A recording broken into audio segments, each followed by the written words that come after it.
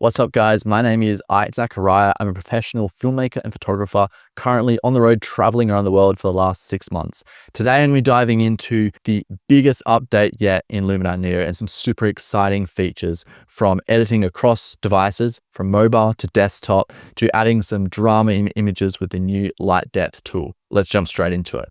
The last few days have been absolutely crazy on the road. As always, as a travel creator, sometimes you just don't find time to actually edit the photos that you want to edit. I was in Thailand a couple of days ago shooting the Chiang Mai Lantern Festival and got some incredible shots, but I haven't had a chance to look at them yet. So I've actually just landed in New Zealand.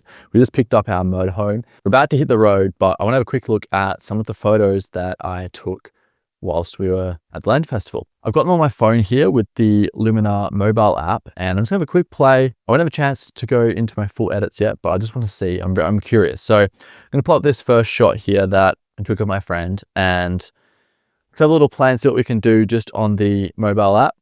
First of all, just add a bit of AI enhance. Always does a great job. Jump across into how to develop here. I think I really want to bring my shadows down, make those blacks really black. It's a black night sky as it should be. And we'll lift up the blacks just to give that bit more of a soft cinematic look, but not all the way. And then in terms of brightness, I think maybe, sorry, our exposure will boost that just a little, but I think I'm just gonna leave it.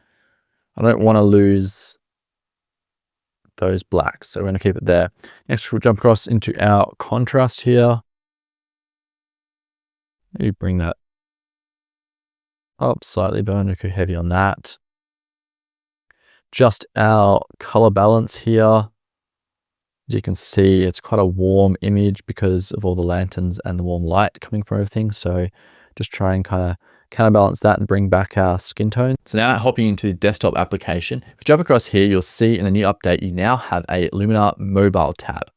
And you'll see here, because I'm connected to the internet and I'm signed in with the same account that I use for both the mobile and the desktop version, this image has already been synced up without me doing anything. It's just here. I had that photo on my phone. I haven't even got that photo on my laptop yet. I can just click import photo from where I left off with all the same edits that were applied on mobile, now on desktop. So we've got our before and after. We didn't do much, but we just wanted to have a look and see what it's looking like. Now that we're on desktop, we can take this a bit further. So I'm going to jump back into our develop settings here and just tweak a few things. Now I can see it on a bigger screen. I think my exposure might come up a little more contrast here. Just going to pull those highlights down. I'm going to lift the blacks a little. I think this is looking quite nice. Now we're going to jump across, and I think we need a little tweak in the color here. I think we want to pull our skin tones just a little more to a nice natural skin tone. I think we've got a bit of red cast going on and a bit of kind of green cast. With all the ambient light around, it was quite difficult to correctly balance. So first thing I'm going to do is I'm going to grab the red here. I'm going to pull that slightly towards our orange. And then I'm going to grab the orange, pull it slightly towards the red. What I'm going to do is just bring all of those skin tones into a nice mid tone in the middle. Next up, we're going to play with some creative effects. We're going to jump into the light depth tool. Now this essentially lets us manipulate the light and create a really dramatic look. Straight off, let's just pull our amount right up nice and high so we can see what it's doing. And then here we've literally got a 3D map that's controlling where the mask is falling on our subject. I want to mainly affect her face, I think. So maybe we'll expand our mask a little, and so we can just get that nice natural roll off on her shoulder, but mostly it's affecting the face. Now, obviously this is quite intense here, but what I really want to do is create some separation between my subject and the background. If you go down to your advanced settings here as well, what you can actually do is adjust your brightness and temperature for your near and your far. What we've got going on here is dropping the far brightness and bringing up the near brightness a little, I think. Not too much. We don't want to go too extreme here. Now, what I want to do is cool down the background and then keep the foreground where it is, but that will just create also a bit of a color contrast between the subject and the background. We're going to dial back our overall amount here because obviously it's pretty intense.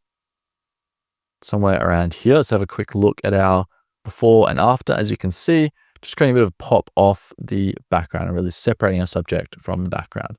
You can see as well, like the masking is super clean. Like obviously she has all of these loose hairs and things, and it's really doing a great job to grab and affect those correctly.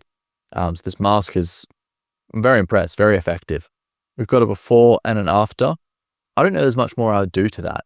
You'll notice that once we've imported this image from Luminar Mobile, it's come down to our space imports. Now, essentially, it's a private space, and this is where all of our images will be stored, and you can then edit across devices. So when it's stored within that, you can edit from mobile to desktop seamlessly, which is incredible. We can actually publish this to a public space. So once you've created a public space, it's essentially a gallery that you can then share. So if you wanted to share that image or whole gallery of images with anyone, create a public space, you can then share that link and other people can view that gallery. Another really cool tool in this new update of Luminar Neo is the photo restoration tool. We won't dive into much about it in this video, but you can restore old childhood photos, black and white, grainy images, and using AI, restore them to new images. And it's honestly incredible how powerful it is. That's it from me, guys. I'd love to hear your thoughts on the light depth tool. Drop a comment below. Let me know, will you be using this in your upcoming edits? Otherwise, don't forget to subscribe so you don't miss any upcoming tutorials, and I'll catch you in the next one. Cheers.